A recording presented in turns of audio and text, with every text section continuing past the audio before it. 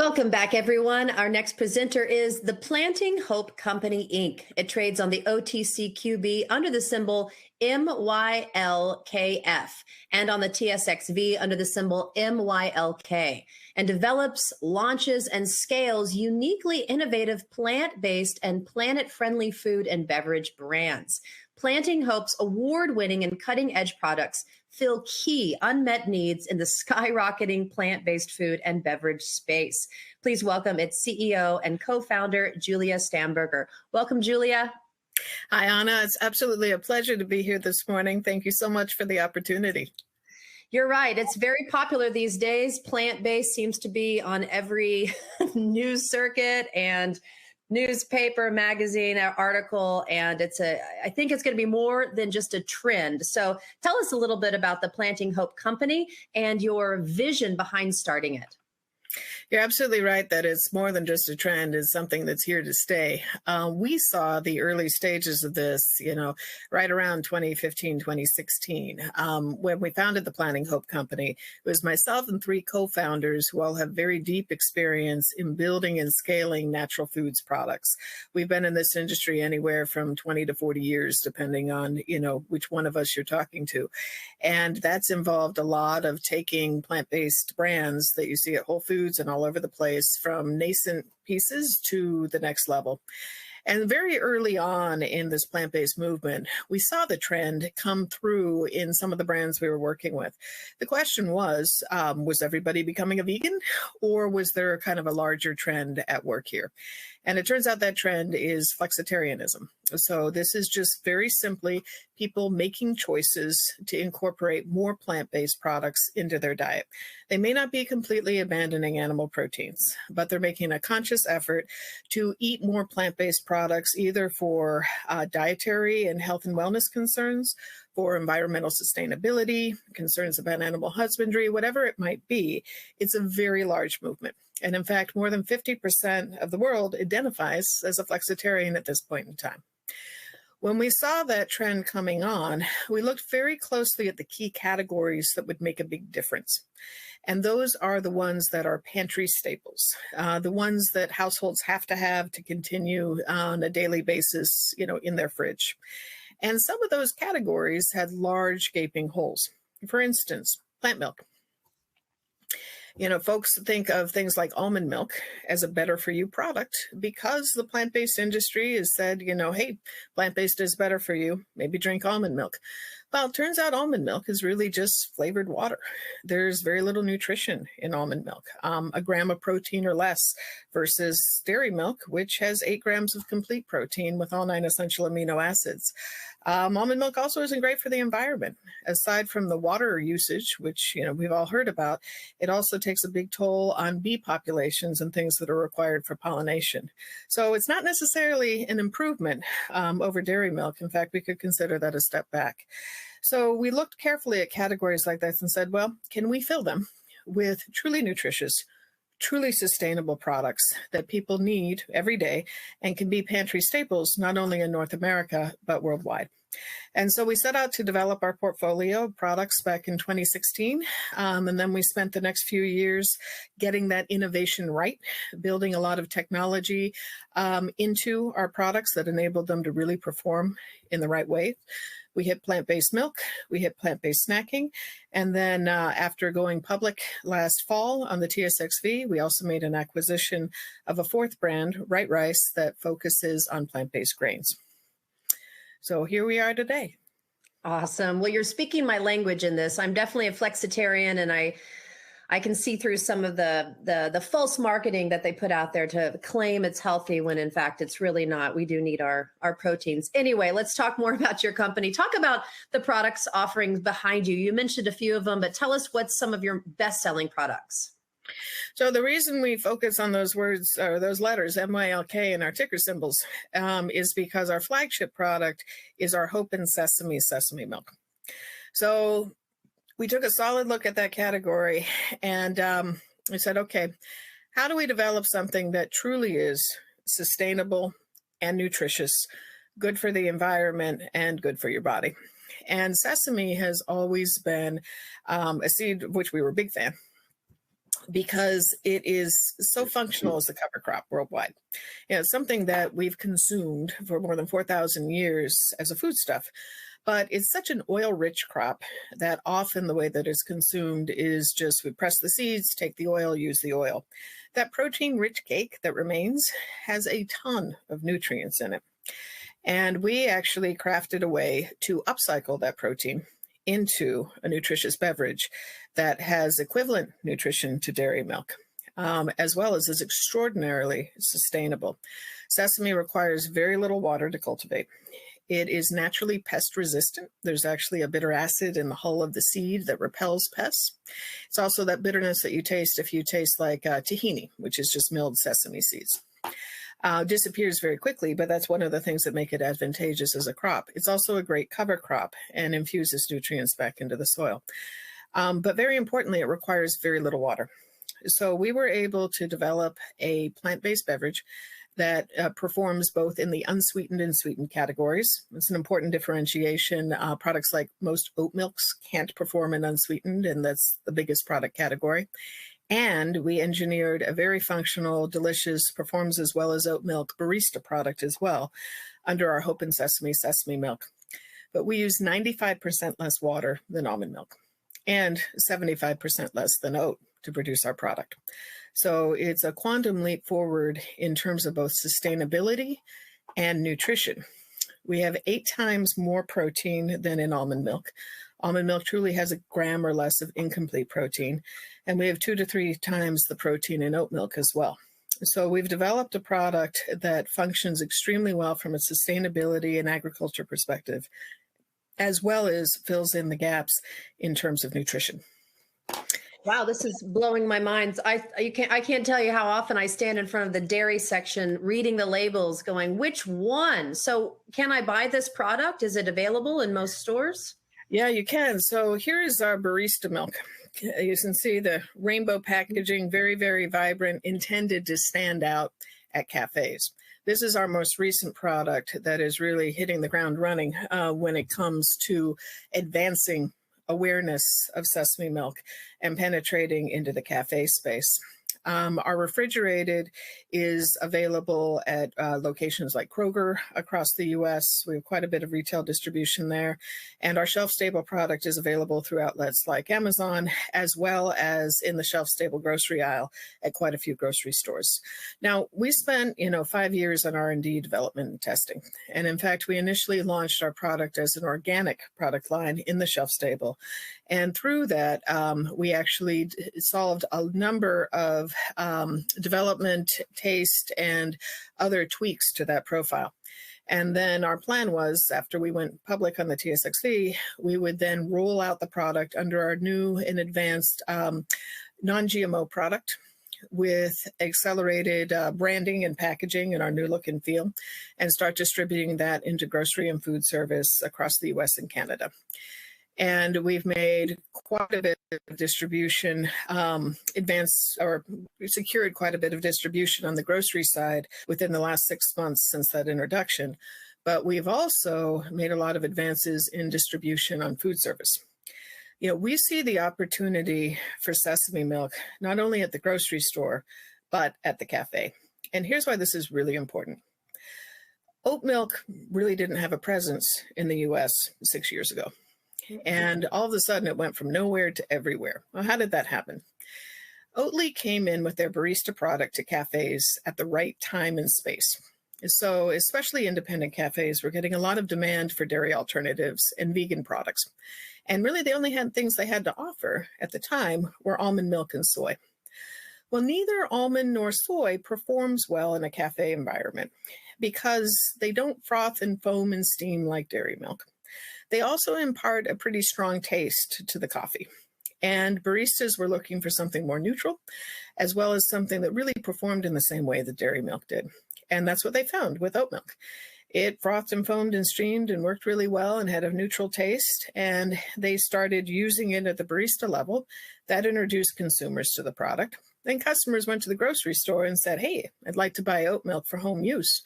And the grocer said, well, we've had oat milk for a long time and in the back in a carton, but, sure, we'll bring it on. That's how oat milk took off.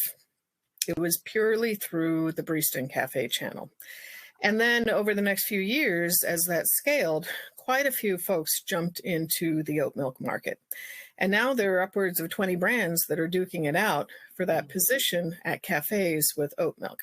But distributors are only going to carry maybe two, maybe three different brands of oat milk. And cafes are only going to carry one. When you go in and you ask for an oat milk latte, they don't offer you a choice of brands. It's just oat milk. So where the cafes are right now is, okay, they have oat milk. A lot of them still carry almond and soy, but they're looking for the next thing. What is the next thing? And what, frankly, can they use to displace almond milk? Because for all of the reasons that we've talked about, including especially sustainability, which is a very important point with independent cafes. They're concerned already about, single-use cups and plastics and kind of the nature of their business. They're looking for something that fills in that need. And so we spent another 2 years engineering our barista blend to develop a product that performed as well as oat milk from a frothing, foaming, and steaming standpoint, but has the additional sustainability. And also sesame is a great flavor. It is a great, item from a culinary standpoint that has a lot of cultural relevance, especially outside the US. When you think about the places where sesame is popular in cuisine, those are also the places that sesame is grown. So places that are, dry and arid, where it can thrive with very little water, it grows like a weed in those environments. But its culinary properties and advantages are known. Each of those little seeds is packed with protein, vitamins, and minerals.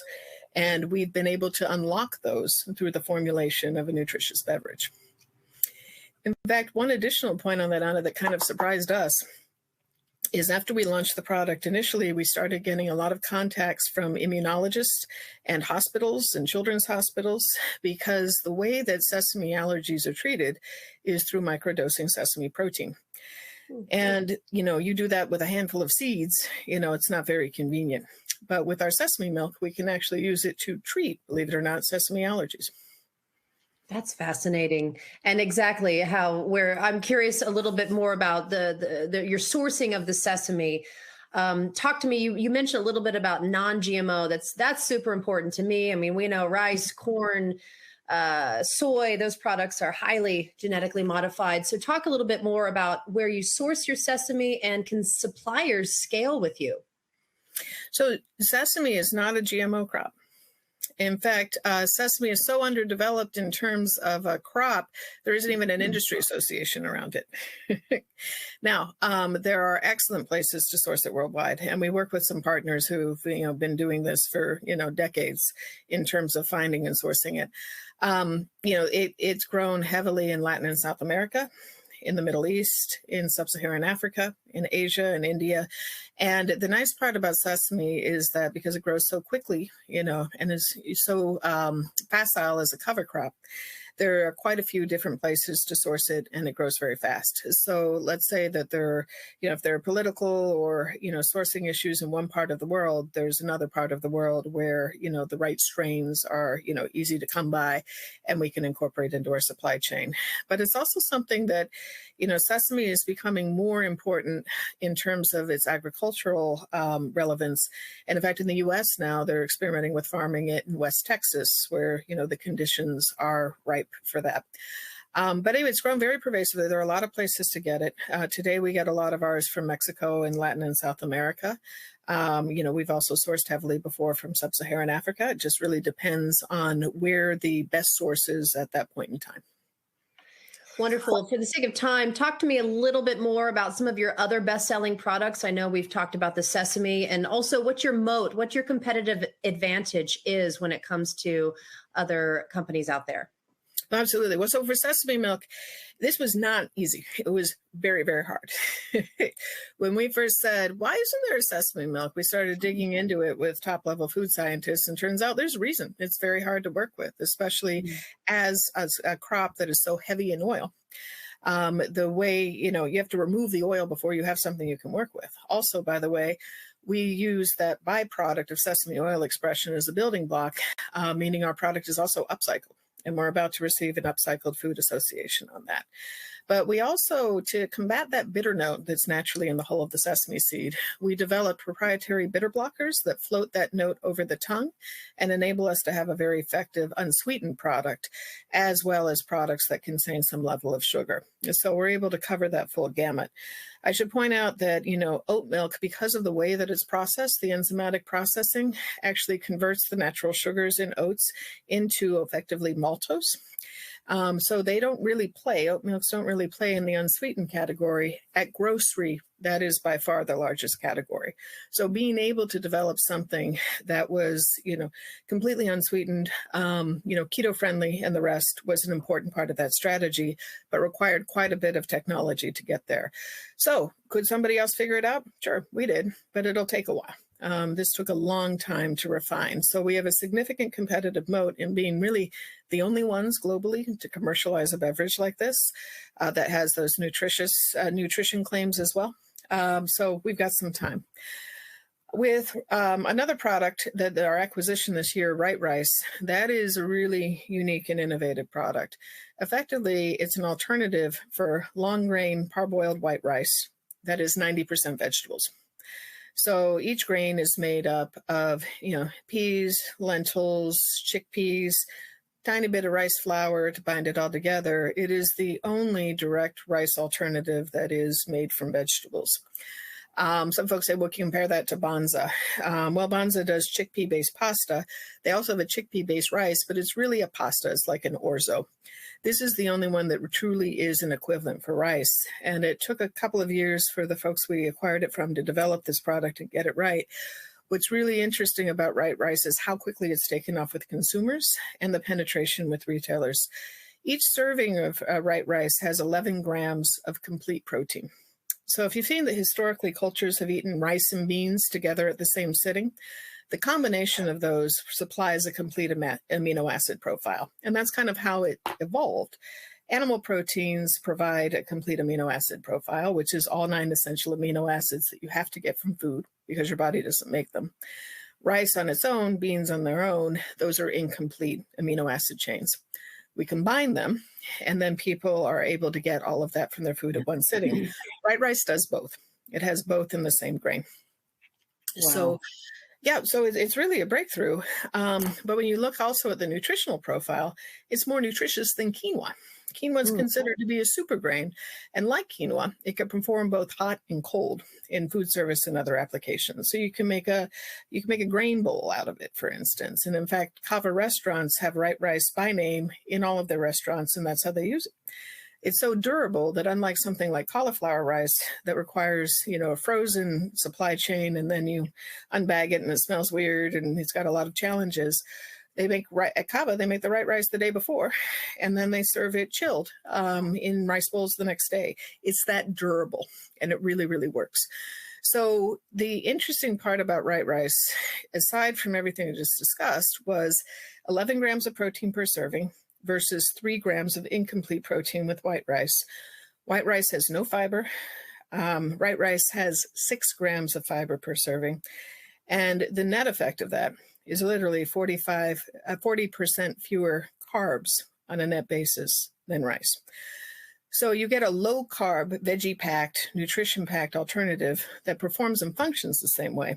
And not only do we see, tremendous interest in initial distribution in this in the US, we have more than 7,000 doors open, including Whole Foods, Sprouts, and others. But also we've gotten tremendous interest from markets like Latin and South America, where they struggle with issues like diabetes due to overconsumption of simple carbs. And this is a one-to-one trade-off on things like rice that are driving that. So there's huge opportunities, not only what we've established already in the US, we're expanding into Canada with all of our products this fall, but in other export markets as well. And our other 2 product lines, equally breakthrough innovation and moats around them. Our Mosaics chips are a popped potato chip that have real veggies as the #1 ingredient. You can see them in the chip. So it eats like a delicious potato chip, but you're actually getting a serving of veggies. We have that packaged in sustainable, degradable packaging that degrades in any waste stream without additional processing.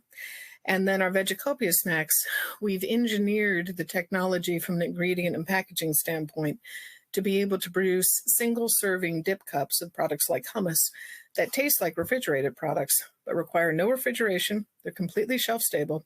And rather than a month or less of shelf life at production, we have 24 months of shelf life.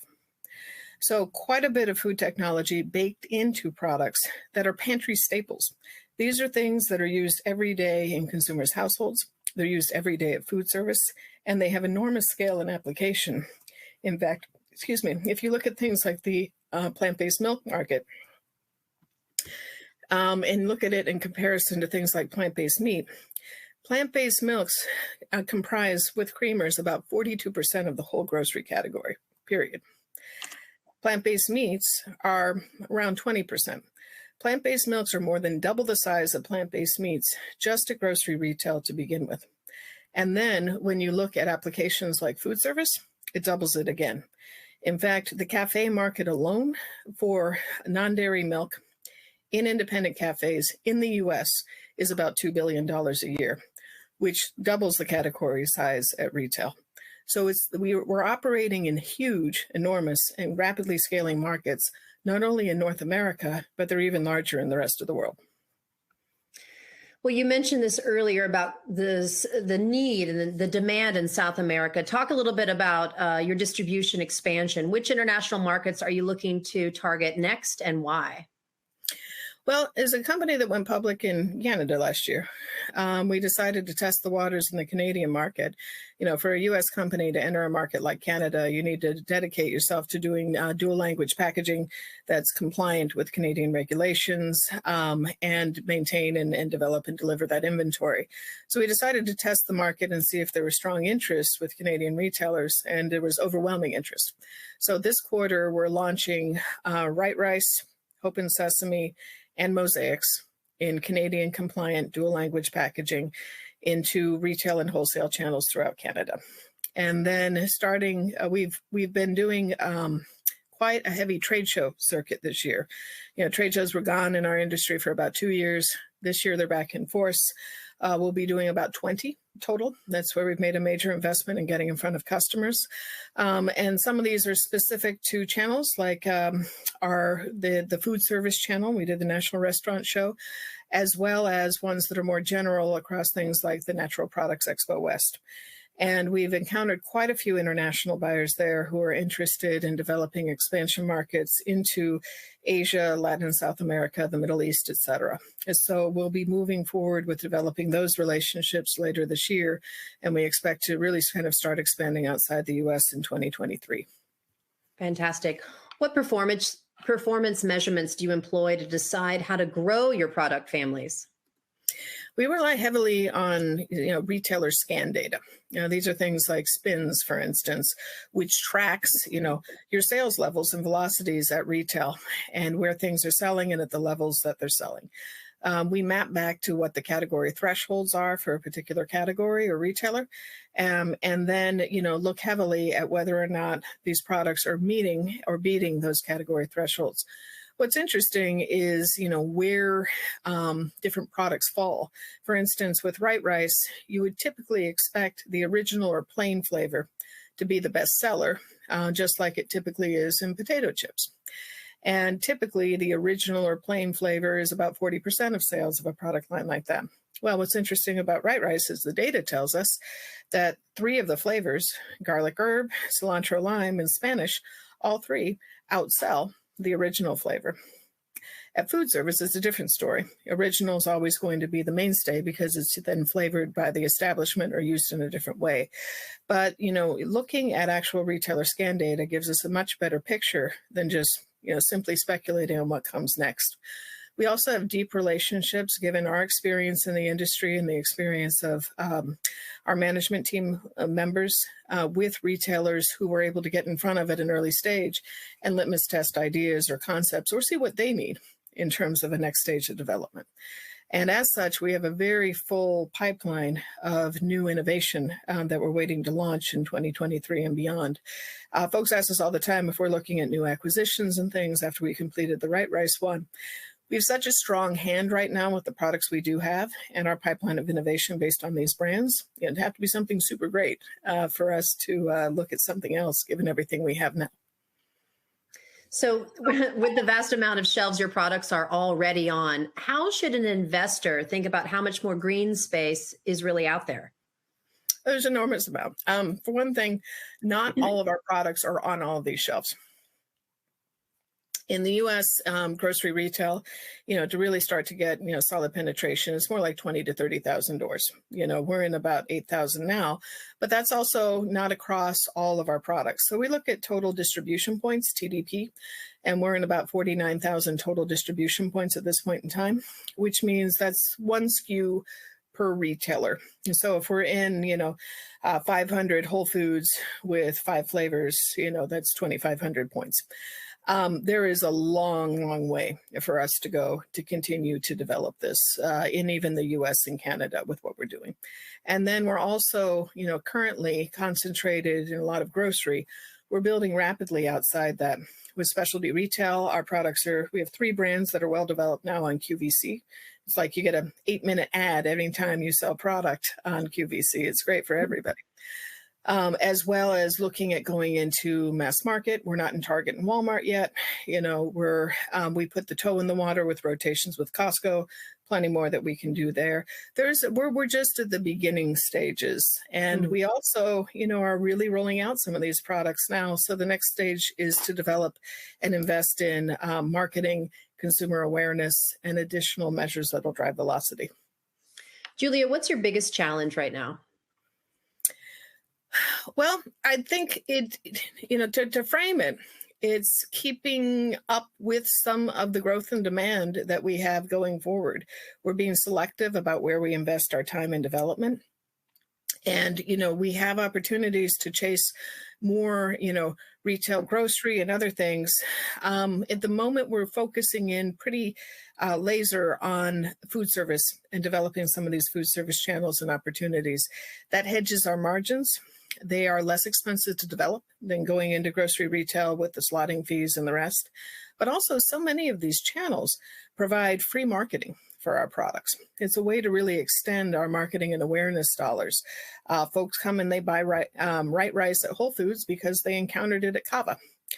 And just like with Oatly, people are now encountering our barista milk at independent cafes and going into the grocery stores to find it there.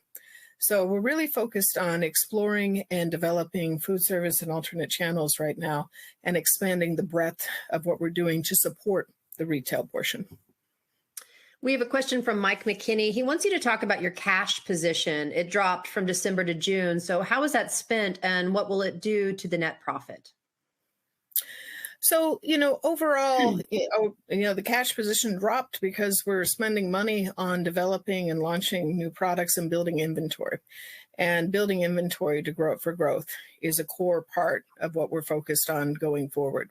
So it's something we'll always continue to monitor, but it's something where it won't be impacting the net profit as much as it impacts, our decisions about, when to launch new products overall.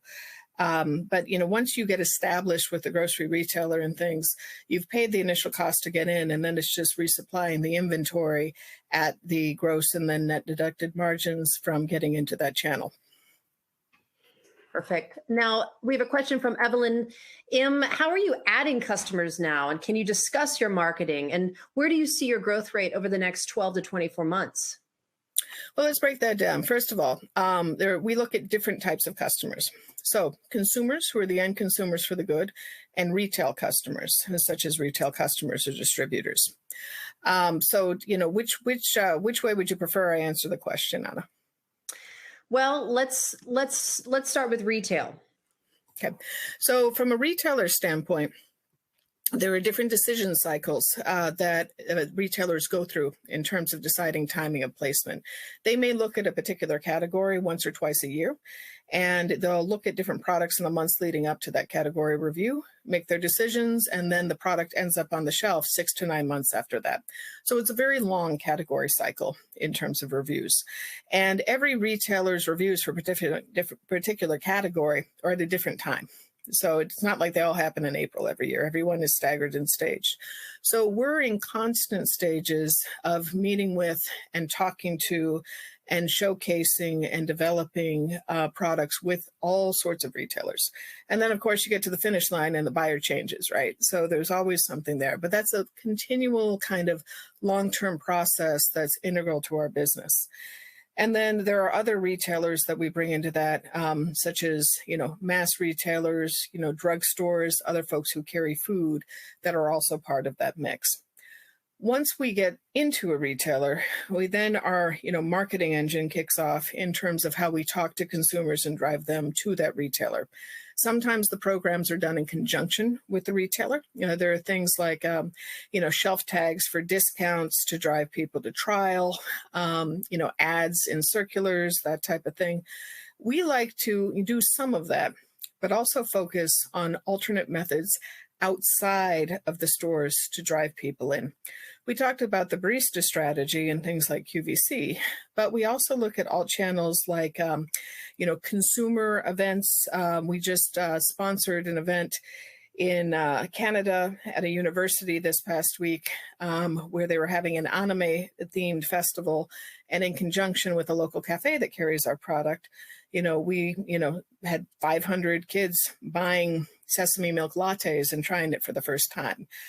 Getting in front of people at an interesting point in time at which to try the product, especially now kind of post-COVID when people are going out and doing more events. Sometimes those are more effective than, say, doing an in-store demo to get people to try the product as they intercept it. We do quite a bit on social media, a lot of social media listening, and we've been attracting quite a bit of press attention. In fact, over the last 6 weeks, sesame milk has been called, the next big thing and the up-and-coming trend to watch in alt milks by the Washington Post, Good Morning America, Consumer Reports, Thrillist, etc. So we get the story out there to people and really drive interest and trial wherever we can be most visible, but also extremely cost effective. Wonderful. Let's move on to Tom P. He wants to know, how many SKUs do you have? Well, a SKU in our universe is not only a product unit, but also the format and size. So for instance, our unsweetened original sesame milk, we have packaged in a shelf-stable Tetra Pak, as well as a refrigerated bottle. And then for something like white rice, we may also have, 5-pound bags as individual SKUs for food service and the rest. So in general, we're carrying around 45 to 50 SKUs. Isabella Stevens wants to know, when it comes to growth, are you focused more on sales or expansion to new regions? They're part and parcel. If you look at sales velocity, that's the important thing to keep you on the shelf with the retailer. And it's very possible you make all the investments in getting onto the shelf, and then if the product doesn't sell through, you can lose that investment by being discontinued. Velocity and meeting threshold velocities for that retailer, and threshold velocity just refers to the minimum sales you need to maintain that position on the shelf, is critically important. So you'd be surprised at how, by the way, low that threshold is on a grocery store level. Something like a non-dairy milk packaged in a shelf-stable box, the threshold may be 3 units per SKU or flavor per store per week. It's not, hundreds and thousands of dozens. Each individual grocery store kind of adds up to that total. In other categories, very similarly, the refrigerated case, it could be 10 units per store per week because there's much higher velocity going through there. So if you don't take care of your velocity, you may lose that distribution. You don't want to be exceedingly thin on what you're doing. At the same point, you want to be able to tie in your regional targeting because so few grocery stores in the US are either national in distribution or will provide a product full coverage. So for instance, Kroger has about 3,000 doors under all of its banners. We're in maybe 1,000 of those with our Hope and Sesame milk because they pick and choose the stores that are most relevant to a particular category or where they have space. Some of their stores sell better with natural products, some of them not so well. So it's really tying in being able to tell consumers where you are with that regional distribution. Otherwise, you say we're in Kroger, they go to their Kroger store, you're not in that particular store, and then they're disappointed. So you have to kind of plan across being able to market to consumers to drive that velocity together with your regional coverage and distribution and map those together so you can also be very effective with things like social media marketing and promotion. It's all part of a very complex matrix. Nothing about launching consumer products to grocery retailers is easy. It is, deceptive in terms of the complexity, but our management team is exceedingly experienced in this space. We have an all-women C-suite and one of the first all-female boards of directors on any publicly traded exchange. And each and every one of those team members brings substantial experience in consumer packaged goods to the table. And the rest of our team is equally as experienced. I don't think anybody who is on our sales or marketing team has under 15 years of experience in driving consumer products. What about you, Julia? What's your history? Have you represented brands like this before? Well, I've started businesses in the natural food space for many years. First thing I did about 20 years ago is I developed the airline snack box program. I developed that concept for the airline industry initially with United Airlines and then launched that program into every other carrier in North America. I think the only one I didn't do was like Air Canada. We really did everybody. And the reason that that program was so compelling is because airlines were having big issues with provisioning fresh food to consumers in flight for purchase. It just was a really challenging business because they couldn't predict demand. The shelf-stable solution solved all those issues, both the economics as well as the supply chain. But the key was being able to have products that consumers would accept as a reasonable equivalent to fresh food, and yet it was shelf-stable. To do that, I went out and started working with dozens of manufacturers in the Better For You product space to bring to market or create products that had clean ingredients and long shelf life and would taste really delicious when served in a shelf-stable format. And then you went from the better part of a day for food to be viable on an airline to maybe 6 months, but it still tasted great. And those were principles that after starting that company and launching those programs, I took to doing a consumer version of that product, Go Picnic, and then took into developing and working with dozens of other brands. So when we started the Planning Hope Company back in 2016, we had a real focus and understanding of, the nutrition as well as the supply chain, as well as focusing on long shelf life products that we could deliver effectively in ways that, were cleaner label and better ingredients and better packaging for the consumer.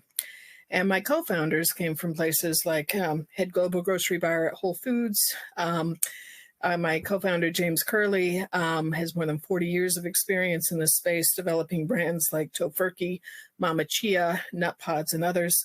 So we come from a kind of a deep wealth of knowledge and relationships in this space and have kind of brought all of that together to develop what we consider to be the best-in-class products across multiple categories in the grocery store. Last question coming from me. I would like to know, besides getting the word out to everyday consumers, how are you going to target places where there are food deserts? Because it seems like this is nutrient-rich foods that could be simple and easy. How can you get it to people who really need this food and they might not have access to it? Yeah, that is a great question. And, as we look ahead at kind of the inputs we use for our food and where we're going as a society in terms of sustainability and food harvesting and the rest. I mean, one of the reasons it's, great to use, very little water is we don't have a lot of water for farming and things. All of the inputs, not only sesame that we use, but, peas, beans, legumes, they're all easily farmed with low water footprints and are very, very nutrient rich. So as we move forward, we're looking at opportunities to further optimize our supply chain and production, because one of the key issues with food deserts as well is you have to be able to fit within the cost structures to really be able to perform there. We're seeing the interest already. We were contacted by, Eric Adams, the New York City mayor, to walk through how we could provide plant-based foods like our shelf-stable dip cups to, school children in New York, to fill in some of the food deserts that are available, that are, extant even in a large city like New York. And that's just an example of one of many of the conversations that we've been having. Because our products are shelf stable and because they're nutrient rich, it opens up a ton of opportunities there. But it also, those are long-term, development opportunities. They don't happen overnight. They don't happen, in a couple of months, but they are large opportunities for our company, which are on the horizon. And we're working towards optimizing both, the cost structure and supply chain, as well as the format to be able to perform very well there. So something like a sesame milk may be a great item for public schools or food deserts, but we'd need to probably package it in a single serving item that met certain other requirements from a pricing and other standpoint. It's on the horizon. The opportunities are definitely there. And you'll probably start to see those realized in our economics starting in probably 2024. Well, this has been a thrilling conversation with you. I really love learning about your products, and thank you so much for joining us on the Emerging Growth Conference. And please come back again with some updates. We'd love to follow up with you. We always have new news. So if anybody is interested in following along, we're one of the few companies that puts out a press release or two a week, just because we have that much material information happening. And if you go to our website, planninghopecompany.com, you can sign up for those updates and you'll receive our press coverage and our press releases. Perfect. Thank you, Julia, so much. We'll see you again soon. Thank you, everyone. Appreciate the opportunity. Wow, what a fantastic day we've had here at our Emerging Growth Conference. Know that just in a second, you're going to be redirected to the registration page for our next conference. So please reserve your spot early. On behalf of all of us at Emerging Growth, thank you to all of our presenters and all of our attendees for making this such a great success. Remember that a complete replay of the conference will be available on our YouTube channel, youtube.com/Emerging Growth Conference. And follow us on Twitter at Emerging Growth C. We always post new information to Twitter first. I'm Anna Berry, and on behalf of myself and our entire team, we wish you a successful and happy and healthy rest of your week, and we'll see you again in 2 weeks. Thanks for watching.